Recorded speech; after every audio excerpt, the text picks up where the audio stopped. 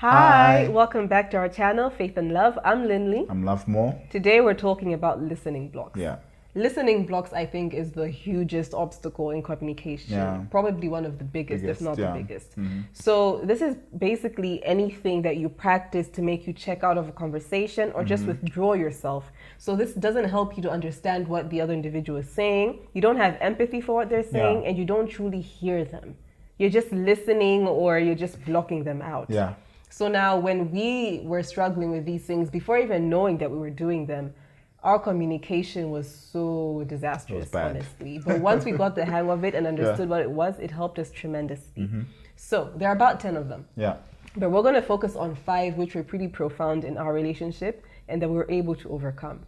Babe, what's the first one? So the first one is mind reading, which is where your partner or whoever it is that is communicating to you is saying something, but you hear something else altogether. So you're reading their minds to sort of decipher the code. like figure out the code, or maybe the way that they're saying it, the tone, or it could be maybe the posture or their facial expression. And you're like, oh, so even though what they're saying is this, what they imply is this. Yeah. So you focus on what you think they're saying and not exactly what they're saying. So yeah, that is something that I know that I struggled with quite a bit in our relationship. What happened? So there was this one time where I think we're going to church, and so it was before we even got married. So you came to pick me up, and I was wearing this outfit, and you sort of mentioned that that I think it was a waistcoat. That waistcoat doesn't match with your outfit.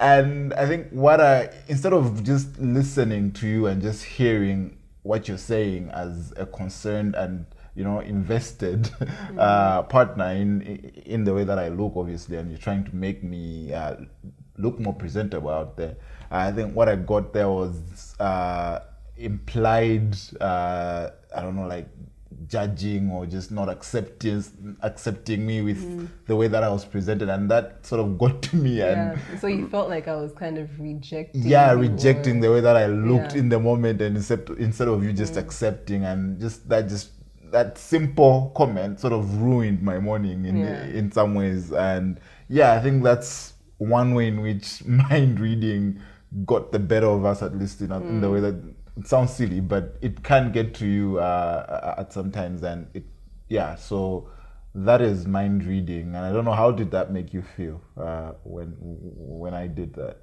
When you did what? So when I now the thing is, it wasn't that particular conversation where I was like, oh, that doesn't match, where I reacted or felt a certain way. I think it was after the fact, because obviously my comment ruined the entire day. It ruined the entire day. So it was and then now later, when you're now sharing what I said and how you thought or how you perceived what I was saying, I just felt like, but I'm just trying to tell you that blue and whatever other color that was, don't go. Now, because I thought it was a case where my husband is not the best with colors. So I thought he would receive that as me just helping him in an area which he's not, the strongest in. Little did I know it was going to be perceived another way. Yeah. Okay. But I think what I learned from that is, it's not, you told me that you felt like I was not acknowledging your effort. Because you looked good, the items were good, they just weren't paired well in terms of color. And then you felt as though all that effort that you put in to say, yes, I'm going to dress up, and Lindy will acknowledge, and she'll be like, oh babe, you look so good. Now the fact that I didn't do that is why you now started feeling rejected and all of that. So mind reading, guys. Yeah, it's huge. It's sometimes like, whatever your partner or friend is saying, it's just that this color does face not value. Face value. Yeah. Okay. So that's one. What's the second one? Advising. I'm guilty of advising. Okay. So what's advising? Advising is pretty much where the person is coming to you with maybe their problems, right? And you, rather than empathizing with them, rather than just wanting to hear them, you're Mr. or Mrs. Fix-It. so ready with your solutions, ready to throw those solutions at them. And now, maybe rather than saying how the people feel, you explain how you feel, because this is something that I used to do a lot. Yeah. Maybe, I'm not sure if I still do it.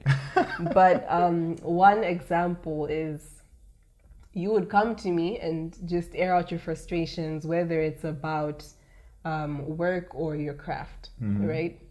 So my husband was working on, I don't know if he was writing a book or just basically videography taking off and all of that. And he was just coming, you know, as his confidant, trying to air out his frustrations, a shoulder to lean on pretty much.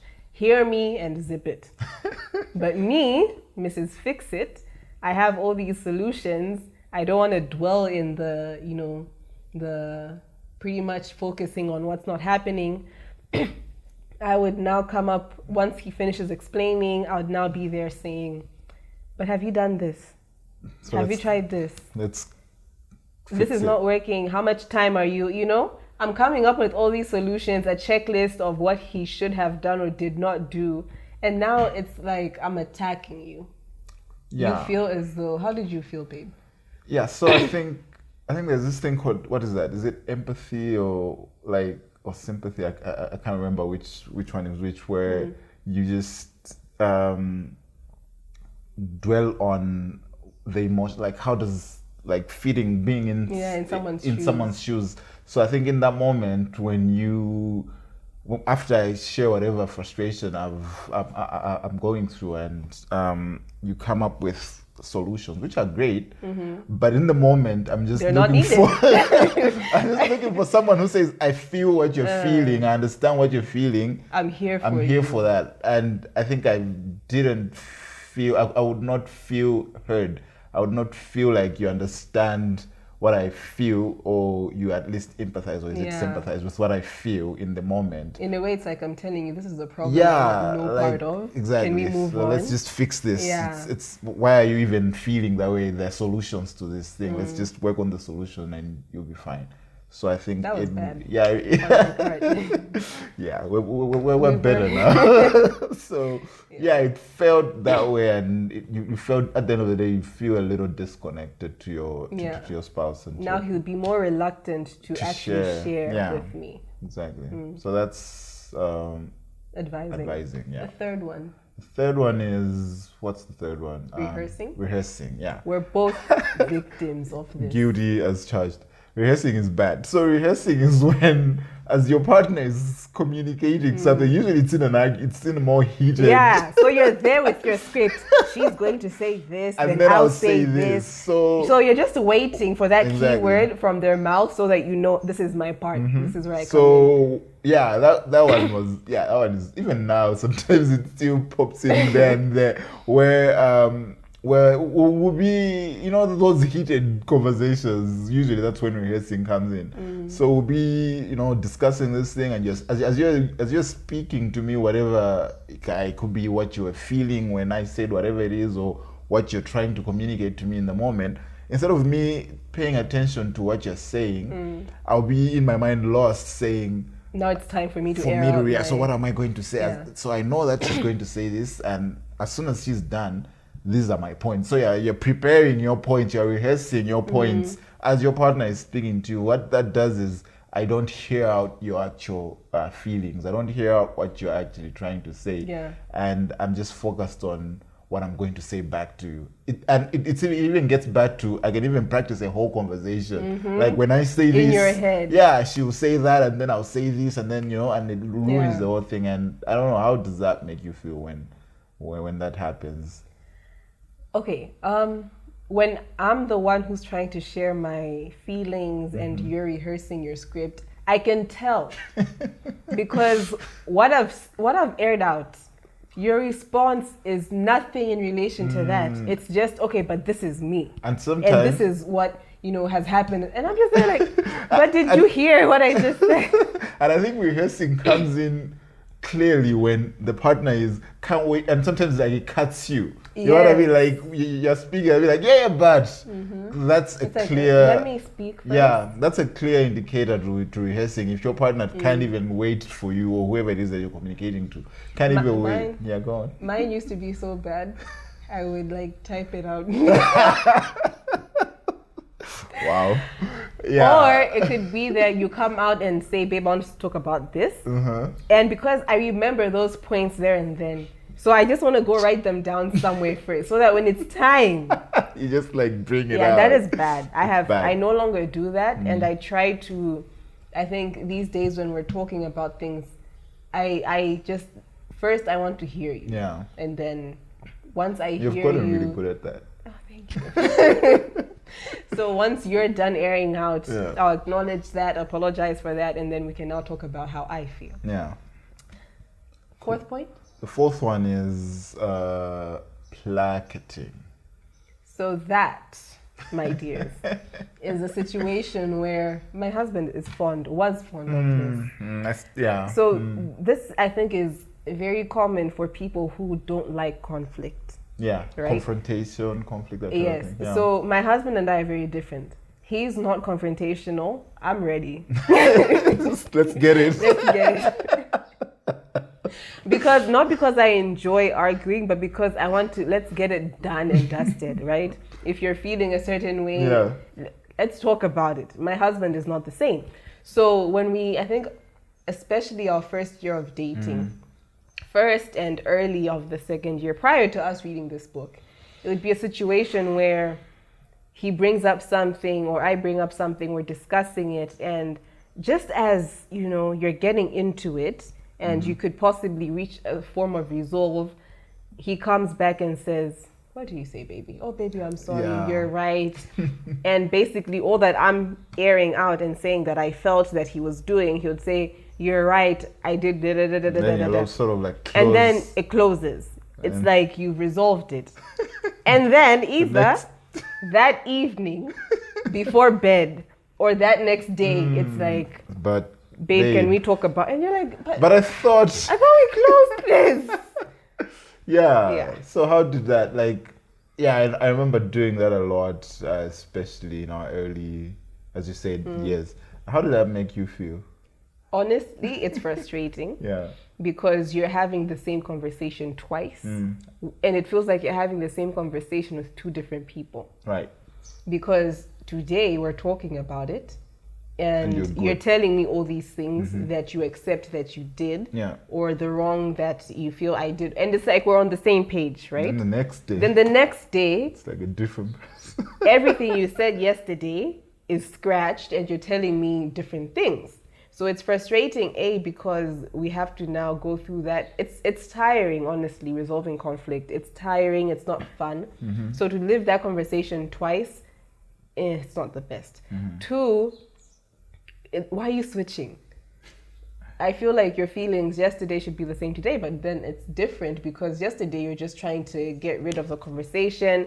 You didn't want to go into it. And then now today, it's like, now I'm ready. Now you're ready. Yeah. So now what used to happen is, because that became a trend, when we used to have conflicts or disagreements and we reach a resolve, in my mind, I know it's not over. So I wouldn't close it because I know that whatever he's saying today is probably not true. To say something which now else. Created a form of distrust, I think. Yeah. Because it's like, I don't really trust what you're saying. You might say you believe, you might say you feel this way, but I'll just be like, and but does he really? Yeah, and I think one way that we've tried to work on that, we're going to talk about the solutions in a bit, but one way is just like to say, you know what, I'm going to get back to this. Yeah. But let me just... Yeah, that's the other thing. Yeah. Because he's not very confrontational. Yeah. I'm more confrontational. He would rather, fine, this is what we want to talk about, but can we not talk about it now so that he can gather himself? Collect myself. Whereas me, I'm quick on my feet. Right? I'm ready. I'm ready. Let's go. Whereas he needs more time. So I think that was another area where you would probably maybe feel like, let me just apologize and get it out of the way. Because you want me to shut up, pretty much. Yeah, but we've worked on it. We're doing good. The last one, sparring. This one also comes up a lot during more heated conversations and chilled. So when we're talking about something and this happened when, I start out and I'm honest side, right? Like I've picked a side of of the conversation, and then midway or halfway through the conversation, I'm like, I think I'm on the wrong side here. You're right. But now, instead of me just right there saying, "Oh yeah, apologize," and you're right, I'm wrong. We can work on this. I don't know. It's some sort of pride or whatever. You still like stand on your side just for the sake of debate and just for the sake of continue. So you still continue to say whatever it is that you believed, and you just prolong the argument or the conversation unnecessarily. Yeah, and sometimes it's not even because you feel like you're wrong, but you just want to keep going. But it's because you stand so firm to the values and the principles that you have. And, so much that you can. And now someone else is coming to you with a different opinion, but you're trying to kind of change their way of thinking so that they now think in the way that you're thinking. Yeah. So even as they're expressing themselves to you, telling you how they feel, why they feel that certain way, you're not able to hear that because you're just trying to think of ways to convince them and see that your way is right. Okay, yeah. I think this one is very dangerous because you're not accepting that individual, whether it's your partner, or just respecting that other people have different views and it's okay. Yeah. And you can learn from their views. But you're so fixated on what you believe and that what you believe, because either you've been studying it for so long, is right. Yeah. When did this ever happen in our relationship? Can't think of an idea. Do you have an I do. So this was, I remember this so well. Wow. Do you want me to share it? Go for it. Let's do you remember us having a discussion about the role of a woman? The role of a woman. Remind me. It's been... So the fact that a woman is, at the end of the day, God created man and woman is supposed to be a nurturer for the children. Oh, okay, all right, yeah, I remember that conversation. Because you've spent time studying it and everything. There's these Ellen White books that speak on it so much. So you're adamant about the fact that a woman has to basically don't work. You're gonna be home and raise the kids, school the kids, and all of that. You don't remember? Go on. And I had different views. I said, okay, sure, but that doesn't mean that you can't have assistance or help, and you can't at the same time have either you're working or a business and still give that time to the children. So now, because in your head, all you wanted to hear me say was, yes, I will not work and I will be home to raise our kids throughout. You couldn't hear anything that I was saying. To the point where at the same time, I think the underlying principle was the same, but because you're so fixated on me agreeing with exactly what you wanted me to say, you couldn't hear me. Until later, I don't know, the Holy Spirit touched my husband. And then he came back and he was like, I realized that I wasn't actually hearing what you were saying, and I was just trying to push my ideas onto you. And unless if what you were saying was wrong as well, how do you remember that conversation playing out? Yeah, I think in some ways it's what you're saying. I'll just say that I don't know. I don't remember actually. What was I saying? Was I saying you should not work, or? I think it was just the principle that any woman should be raising their children, not working, because that time should be fully devoted to nurturing their children. Yes, to the masses, but that narrows down to me as your wife. Okay. That's what you expected as well. And if I think that other women shouldn't, why would I think that I should? So I think that's where you were coming from. Okay. Yeah, I can live with that. I was young and foolish. Yes.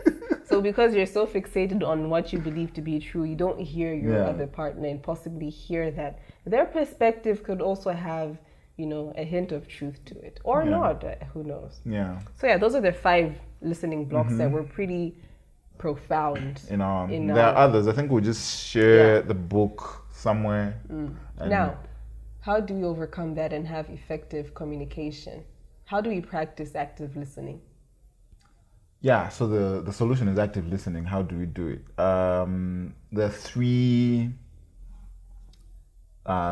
points in which we can start to address this issue.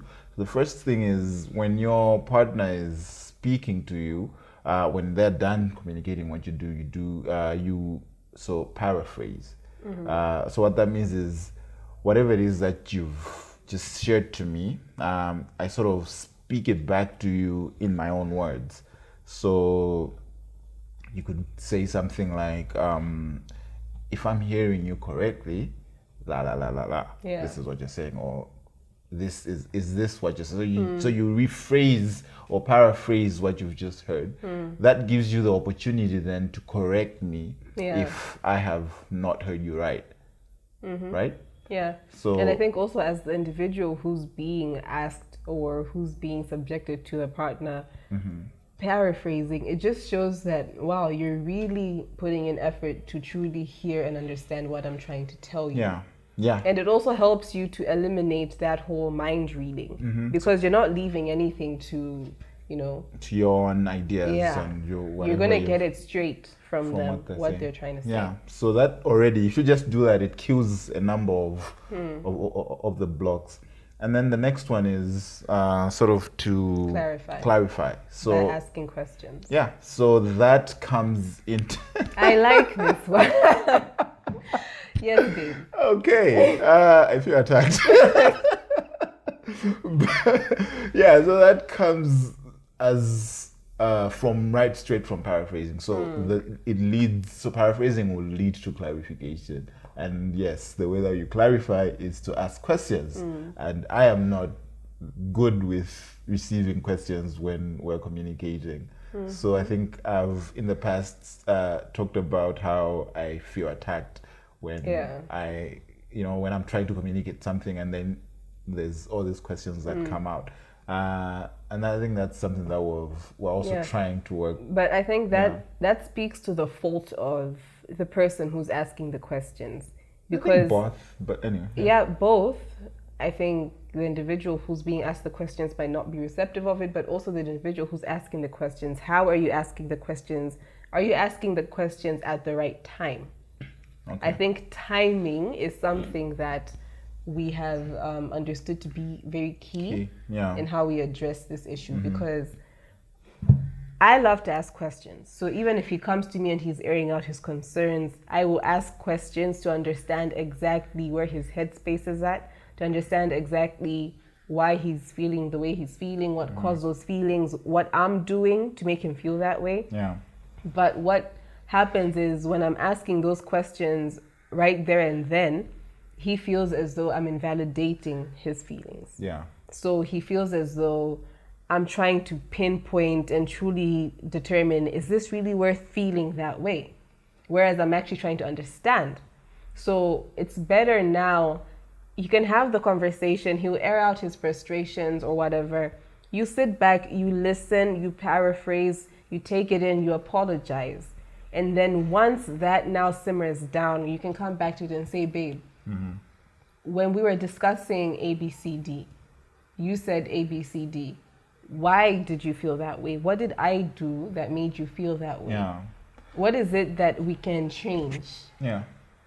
So it's the timing of the questions. Yeah, so it's not that the questions are wrong. It's not because wrong. You need to understand, you need to clarify, you need to make sure that what you have understood is really what the person was sharing.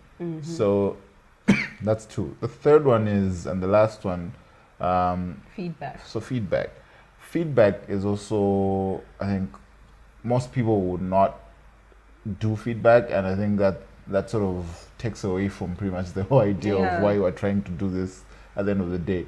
So you want to now, you have understood, you have your partner has communicated, you have understood, you have clarified, you now get the idea. Now you want to now be able to share what you think about what has been taught. So the book says feedback has to be, first of all, it has to be immediate. So as delayed feedback won't do it. No. So as soon as you've understood, as soon as you feel that you've understood what your partner has said, after you've clarified and you've understood, whatever it is that you're feeling, whatever it is that you think you should say about whatever your partner has communicated, say it. So communicate it immediately, but also it has to be what? Honest, right? So if your partner is in the wrong, you don't want to not say that. Yeah. So, of course, with love, but you want to say that your partner is wrong so that they can be able to, adjust whatever it is that they need to adjust. And then lastly, feedback must be supportive. Yeah. So just because your partner is wrong, you don't want to come to them and just say, but why? You should. The book says no, this is no, not. No, you're not trying to attack the you're not character. so you're on the same team at the end of the day. So you find ways in which you lessen the impact of just raining it down on them and just making them feel worthless. But you want to support them even in their wrong, even in their mess. So supportive. So feedback must be immediate. It must be honest, but it must also be supportive. Yeah, and just to add on to that, if you're the individual who's in the wrong, please just apologize. Yeah. And when apologizing, I feel, this is just my personal take on it, I prefer a sincere apology. So if we're arguing about maybe you not cleaning the dishes, you not cleaning the dishes or anything else, whatever, really, don't just come to me and say I'm sorry.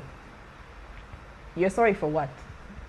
I want to hear exactly what it is that you are, what fault you have acknowledged, what impact to me you have acknowledged that you caused, and just maybe hear some form of resolve. So babe, I'm sorry that I made you feel this way when I did A, B, C, D.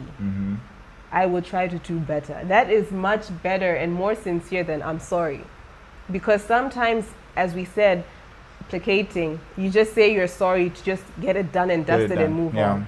But please, if you're apologizing, try as much as possible to say exactly what it is that you're sorry for, and show your partner or show your friend that you're empathizing with them. Don't try to invalidate their feelings. They're valid, regardless of whether the intention was there on your end or not. Right. Their feelings were their feelings regardless. They felt that. You cannot take that away. Yeah. They felt it. So yeah, that is. Those are listening blocks. What we wanted to share. Yeah, we hope this is helpful. Yeah. Any form of relationship. Whatever it is. Doesn't have to be a marriage, friendships, anything. So anything, your mom, your dad. Acknowledge the listening blocks that you practice. There are 10 others, so no, not 10 others, 10 in total. So there are 5 others that we haven't highlighted. You can check out the book, Couple Skills by Matthew McKay. Yeah, I think Matthew McKay. Yeah. And yeah, check it out. Honestly, it's very helpful. It is. Yeah. All Hope right. to see you soon. Bye. Bye. Don't forget to like, subscribe, share, turn on your notifications so you get alerted each time we have new content. Yeah. Bye Bye guys.